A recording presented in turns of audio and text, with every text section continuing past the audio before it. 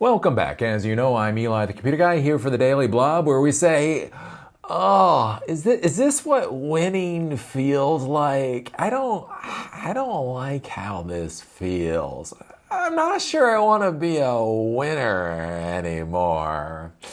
Anyways, I've been talking a lot about the hate of the political class in the United States or towards China, and basically how that is going to bite us in the ass, not in the far off future, possibly not even in the mid future. It might just be biting us in the ass right now. And one of the big things is the AI diffusion rule. So this came in under the Biden administration. That's right, I would like to remind you, before we had a president who was a food product, before we had our first taco president, we in fact had our first dead president. The dead president put in these policies called the AI diffusion rule. That basically, the point of it is to keep China from acquiring artificial intelligence technology. The old white men in the United States have decided that the China man society has gone far enough, and we are not comfortable with their progress. We would appreciate it if you didn't go any further, because we are feeling a little bit uncomfortable there. So anyways, this AI diffusion rule basically was keeping NVIDIA and other GPU manufacturers from selling their high-end GPUs to China. Then it was trying to stop them from selling like their mid-range GPUs to China. And then basically this is kind of turned into they're just trying to stop any of these companies from selling their GPUs to China. And there's a whole bunch of other idiocy in there. Again, under the Biden administration, they literally wanted to do export controls on, wait for it, models, which I don't even understand. Like, export controls on graphics cards and GPUs is ass stupid. But I guess you can kind of sort of at least try to do it. You can try to do it. We'll see how well it works. But at least you get the concept, right? Models are simply data, literally simply files. So they wanted to put export controls on files. How does that work in the 2020s?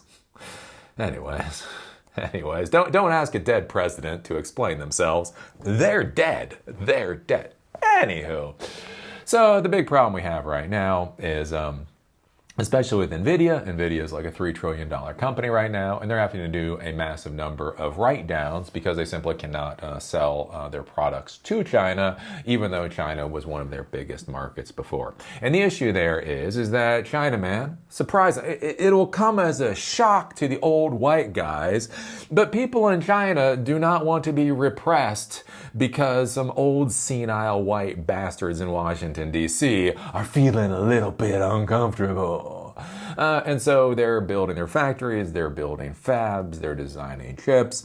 So this major company called Huawei, they've actually already started producing their own processors, CPUs for their smartphones, and they have started producing GPUs for artificial intelligence. And depending on, who you listen to, they are either basically pretty darn comparable to the NVIDIA GPUs, or like one or maybe two generations behind the NVIDIA GPUs. But when we talk about one or two generations in the modern world, that's like a couple of years. Like, oh no, Huawei's GPUs are like 2022 GPUs instead of 2025 GPUs, which is a difference. Don't get me wrong, it is a difference, but it's not this massive difference. And so the big concern for people like me is basically the idea is if we keep putting these restrictions on our AI technology for China and for the rest of the world, and the rest of the world doesn't want to deal with our crap anymore because we're bigoted, racist piece of crap bastards that believe in manifest destiny, that we have the right to demand the rest of the world grovel before us, which as an American I can say, yeah, it doesn't seem like a good way to go. Anywho, right, if the rest of the world is like, hey, we would rather deal with China and Huawei to get the GPUs, a big problem comes up for the United States. Remember, with technology and with products and so many of these things, inertia, legacy systems. We use the systems that we use today because we used them yesterday. We'll use them tomorrow because we use them today. So many systems that are out in the real world are simply legacy.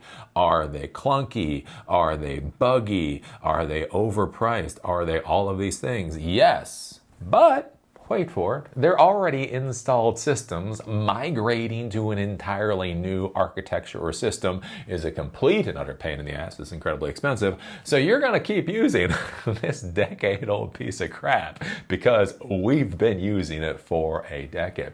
So the question comes up, right? If you look in the technology world, so much of the legacy technology that's being used globally really is American technology. The Intel duopoly, right? You had Intel creating the x86 processor types. You had Windows that created the operating system that would work on those processors. And so many of our systems are basically based off of that Intel duopoly. Even if you're using Linux or something else, the fundamental structure there is how things were designed by Intel, how things were designed by Microsoft, how things were designed based off of what we wanted out of technology, and then everybody else can either buy it or not. The question comes up is what happens if people have options, right? They have options. They don't like the United States. They don't like the arrogance of our supremacist politicians. But on the other hand, the products they buy are pretty good, and it's a pretty good price point. They get relatively good support, and so they'll buy our products. And those products go into their infrastructure. Once it's in the infrastructure, it is now legacy, and then they keep buying the same crap because they bought it yesterday, so ergo they'll buy it tomorrow.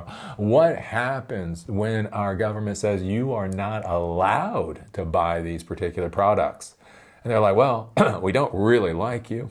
We don't really appreciate you. We're really tired of your arrogance, and we're not even allowed to buy your products anyway. Well, I guess it's time to do a migration. As CTO of a company in Argentina, as CTO of a company in South Africa, as a CTO of a company in Thailand, do I want to do a major migration?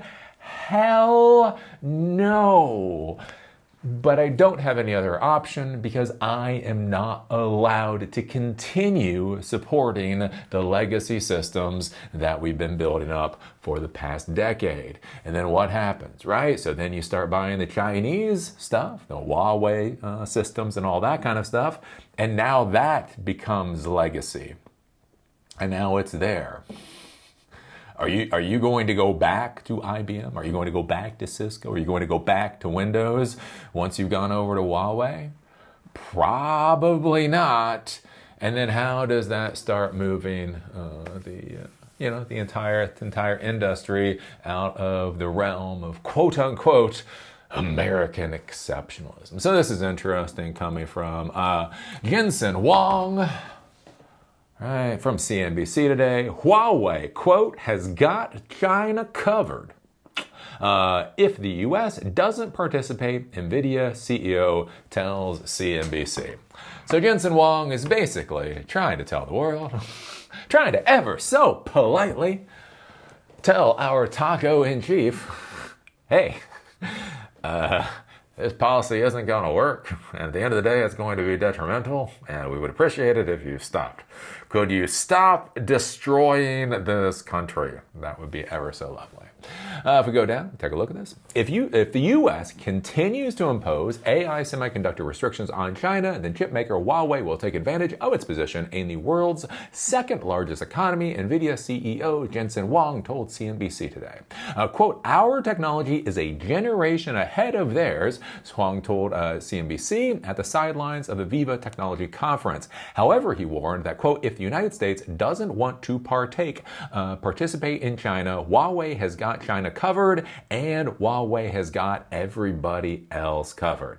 So think about this. This is the NVIDIA CEO coming out. Okay, their bread and butter is selling GPUs and basically saying their competition, Huawei, their competition, that our government is doing their damnedest to kneecap. And think about how utterly ineffectual our god-awful racist policies are. Not only aren't they racist, but they don't even work. So even after we have this AI diffusion rule, even after our country went after Huawei specifically, what was back I think in 2020 under the Biden administration, we are not allowed to sell CPUs to them anymore. Basically, again, using export controls. Oh no, Huawei isn't allowed to use Snapdragon processors or whatever else, right? Even with everything that we've done, Huawei is no longer able to buy Windows licenses. Huawei is no longer able to use the Android operating system, right? Basically, the old white men in the White House have brought their biggest bats to bear against the demon of Huawei. And Huawei is one generation behind NVIDIA. Just let that sink in for a bit. So using all the tools at our disposal for our federal government, and they are a single generation behind. Does that bode well for the future, do you believe? In the face of U.S. export curbs that restrict Chinese firms from buying advanced semiconductors used in the development of AI, Beijing has focused on nurturing domestic firms such as Huawei in a bid to build up its own AI chip ecosystem. And it's actually kind of interesting what they're doing. I'd love to see their AI chip ecosystem, if I'm allowed in the country at some point. Huawei CEO Ren Zhengyi, this week told the People's Daily newspaper of the governing Communist Party that Huawei's single chip is still behind the U.S. by a generation. Again, they keep saying a generation. Quote, the United States has exaggerated Huawei's achievements. Huawei is not that great. We have to work hard to reach their evaluation, Ren said in comments reported by Reuters. Huang said it was crucial that AI developers around the world build on the American technology stack or layers of technology, not that of China's. Quote, if we want the American technology stack to win around the world, then giving up 50% of the world's AI researchers is not sensible. That's the other thing with this whole thing with trying to keep them from AI. China has 50% of the AI researchers. It's not China has 50% of the AI researchers and the United States has 50% of the AI researchers and then the rest of the world has 50% of the AI researchers, because that would get 150%. That's not how math works. China has half the population of AI researchers in the world, and the other 50% is spread from the United States, Canada, Europe, and literally the rest of the world. These are people that care about AI. They are smart, they are educated, they want to push their society forward the way, wait for it, people want to push their societies forward. And so having somebody half a world away tell them no is probably not going to work out so well for the person saying no. So long as all the AI developers are in China, I think the China stack is going to win, and so we just have to be mindful of near-term actions on long-term unintended consequences. And that's the whole deal, right? They start building their things, they start focusing on their operating systems, they start focusing on their drivers, they start focusing on how they design their technology. They sell that to the world because they are just selling a product to the world. And so the rest of the world, again, if you're in South Africa, you can say, okay, I can buy this AI product from Huawei and all I have to do is hand them money. Here's money, here's AI product. I think I understand my risk tolerance there. On the other hand, okay, I want to buy a product from NVIDIA and I'm in South Africa or I'm in Argentina or I'm somewhere in the Middle East, not China, somewhere else, and I would like to buy an NVIDIA product. Oh, in order to buy an NVIDIA product, I have to jump through all of these hoops of the US government. Not only do I have to jump through all these hoops, the US government, but there's a bat crap crazy taco in the White House right now, and at any time, federal policy might change. So if I buy 1,000 NVIDIA GPUs with the goal of then expanding to 2 or 3 or 10,000 GPUs, there's a chance that when I go to purchase my next set of GPUs, I will not be allowed to purchase those GPUs. What stack do I want to build on? And then I build on that stack, and then I need people to support that stack. Okay, do you understand the Huawei stack? Great, we're going to hire you. You don't understand the Huawei stack, then we'll train you on the Huawei stack. And all of a sudden, everybody's focused on the Huawei stack. It's like Microsoft back in the day, right? So I got my MCSE back in 2000. And there's a lot of argument, in let's say 2008, about the whole idea that folks should migrate to Linux. So for servers, Linux was fine by 2008. Desktop is still quirky. But for servers, it was fine. Used a lot of places, especially with things like Samba and other things. There was the idea of why pay the license fees for Microsoft when you can just use Linux for free. Right? But the issue is there's just something called total cost of ownership. And total cost of ownership is how much is the total cost to maintain all of your systems. And what you find out is even though the licenses for Microsoft are more expensive, obviously they actually cost money, when you look at the overall total cost of ownership, running a Microsoft infrastructure was actually much less expensive. And the reason is because they had training, they had standardization, they had certification. If you had an Exchange server and your Exchange server administrator fell over from a heart attack, you could find a replacement Exchange server administrator. Now, it might cost you a lot of money, right? You may have to kowtow in order to get one, but you knew that you could get one. If you rolled your own email system using Linux and then the administrator that rolled that system fell over dead, you know, you could hire somebody to come in and go, oh, well, this is an email server. What do you want me to do again? Oh, fix it? Well, the good news is it's Linux, so hopefully it will never break.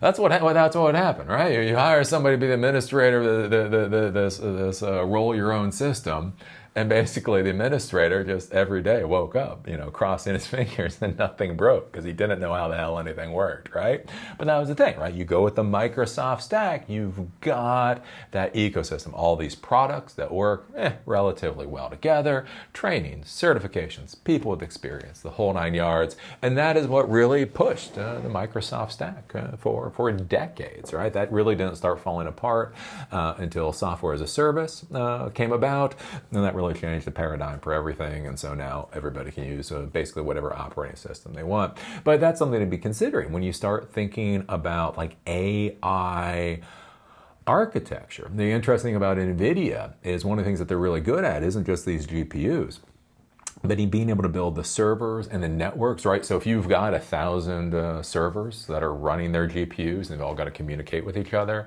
they have a network architecture that allows that to work. There's a lot of additional equipment that NVIDIA sells, and all of that additional equipment has to be installed, it has to be maintained, it has to be upgraded, the whole 9 yards. So if your company gets into the NVIDIA ecosystem, then everybody's going to be trained on that. And then when other people are like, what AI ecosystem should I use? It's like, look, everybody's using NVIDIA. That means all of these resources are already there. NVIDIA, the hardware might quote unquote be more expensive, but your total cost of ownership for running the NVIDIA stack at the end of the day is going to be a lot less. It's going to be a lot less stressful. The issue becomes if America forces the rest of the world to build on the Huawei stack, all of a sudden, that is how many technology professionals that are learning how to deploy, manage, maintain, upgrade, and migrate into the Huawei stack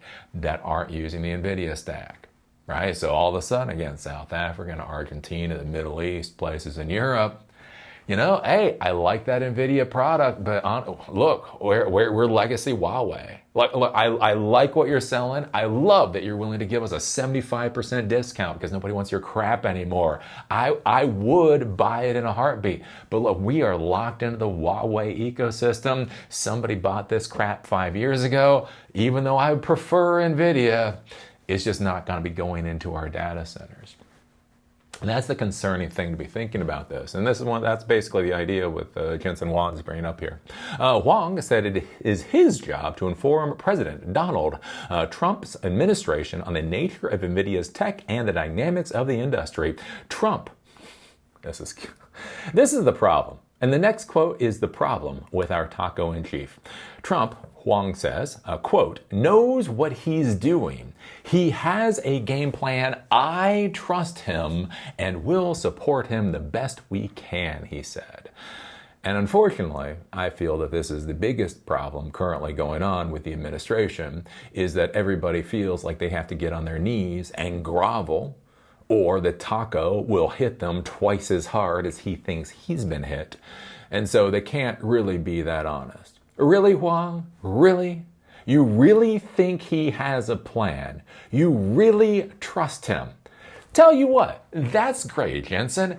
Next time CNBC comes up to you, tell us what the damn plan is. Because I can say as a citizen in this country, I don't know what the hell is going on. This isn't politics. This isn't globalism versus isolationism, right? This isn't whatever that is. This is brass tacks policy, is bat crap all over the board. And Jensen Huang is like, well,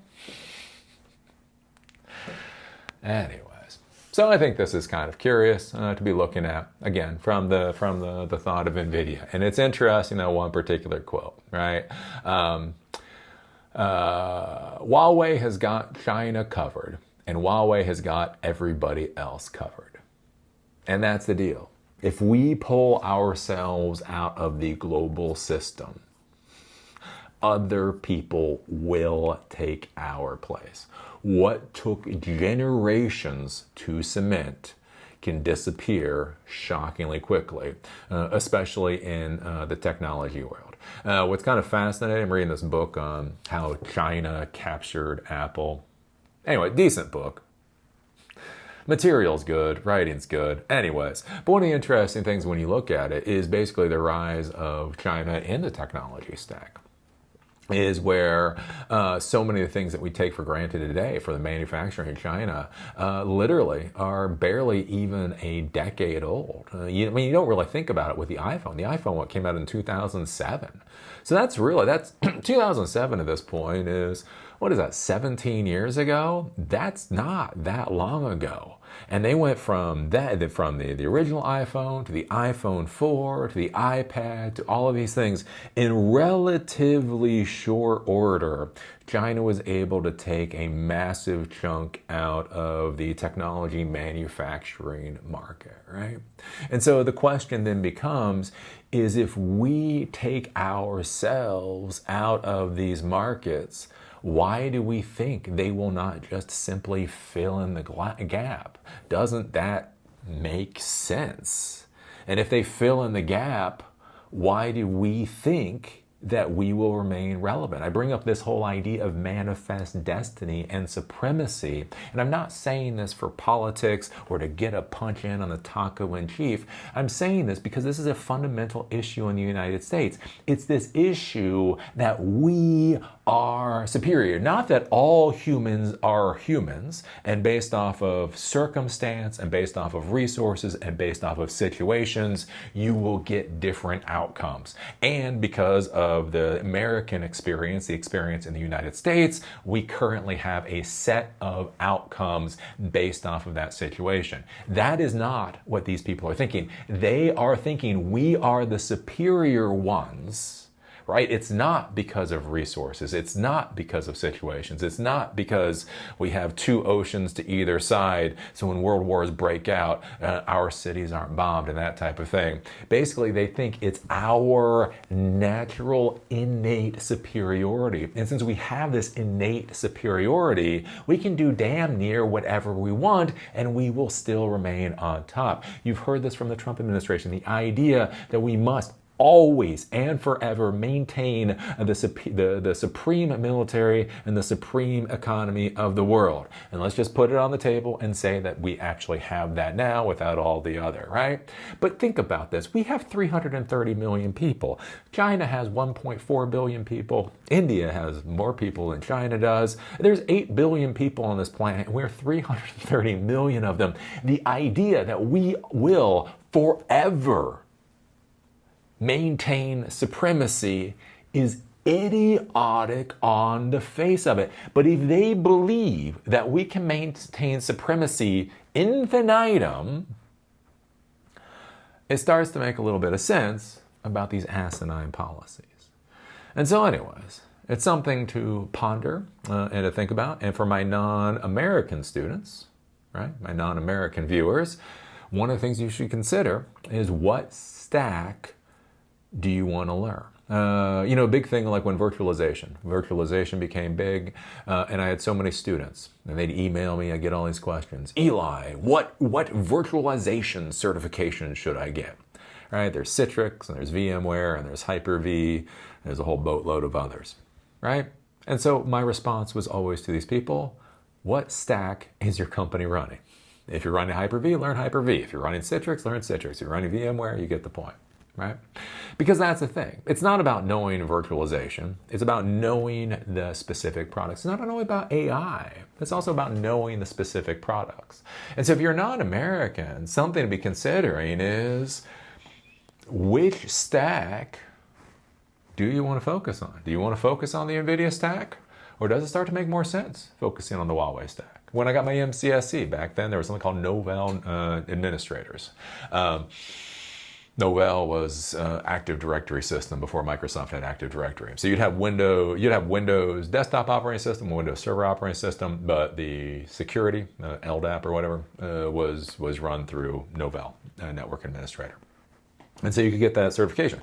So you could get a Novell certification, or you should get an MCSE. And the interesting thing was I got my MCSE, and basically within 2 or 3 years, Novell was dead. It was as good as dead. Like it was a flip of the coin. Which certification am I going to get? The school, the boot camp I went to happened to teach Microsoft, so therefore I got my MCSE. That's about what it came to. But the other certification, which was just as viable at the time, was dead within about 3 years.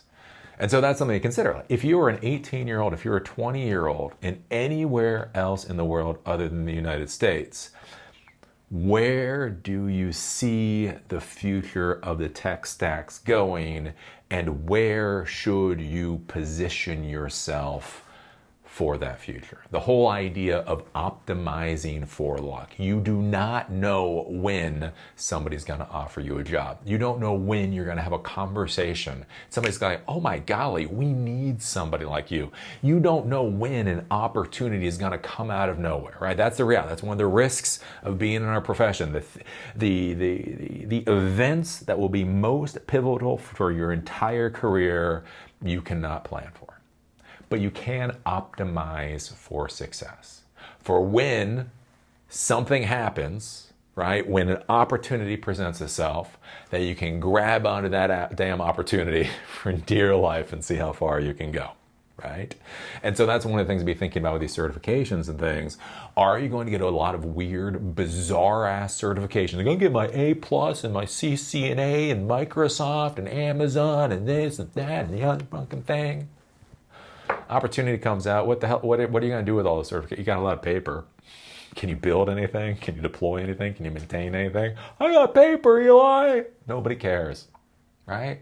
The thing you got to be thinking about is, okay, again, if you believe in AI, if you believe this is the future of our industry, when an opportunity comes out of nowhere, are you going to be able to say, I can do something with that, right? I think about that. My first job was actually terminating cable. Right, so I had my army training and all that. I was in the MCSE program. One of the people that was in the MCSE program was already a consultant. He was doing this big network cable, a lot of network cable runs. He did not know how to terminate cable, and he didn't have enough time. He was doing so well fixing viruses and all that kind of stuff. He was just going to subcontract out the terminating the cable. Somebody else ran the cable and needed to get terminated. I was talking to him about it, and I was like, I should be able to terminate cable. And literally, this is the optimizing for luck. So we're sitting there, we're talking, we're communicating. And I go, I can probably terminate cable, but I don't have any of the equipment.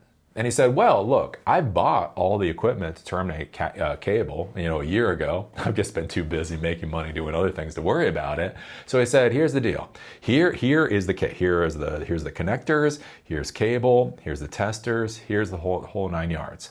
You come back to me in a day and a half and you prove to me you can terminate these cables and there's going to be no issues and you got the job.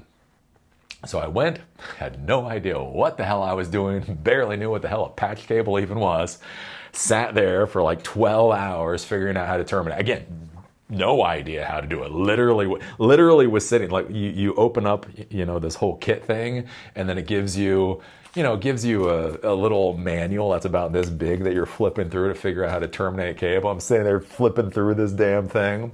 12 hours later, I was pretty comfortable terminating cable. A little while after that, I went over his house and went, here, I'll show you. Bop, bop, bop, bop, bop. Terminated the cable, got a nice job, made a few $100s terminating cable, right? That is optimizing for luck. And so the thing to be considering with the idiocy of the American policy and where China's going is optimizing for luck for you learning the American stack or learning the Chinese stack. And I know where I'd bet. I know where I'd bet if I was not an American. But I am American. So anyways. So what do you think? What do you think about Jensen Huang saying Huawei's got China covered and Huawei's got everybody else covered too? What do you think about Jensen Huang trying to very gently and calmly ring the alarm bells? It's like, hey, has anybody heard the alarm bell slowly, gently being rung? And what do you think? Even as he says this, even as he puts these quotes out, he's still on his knees groveling and blubbering over the taco's ring.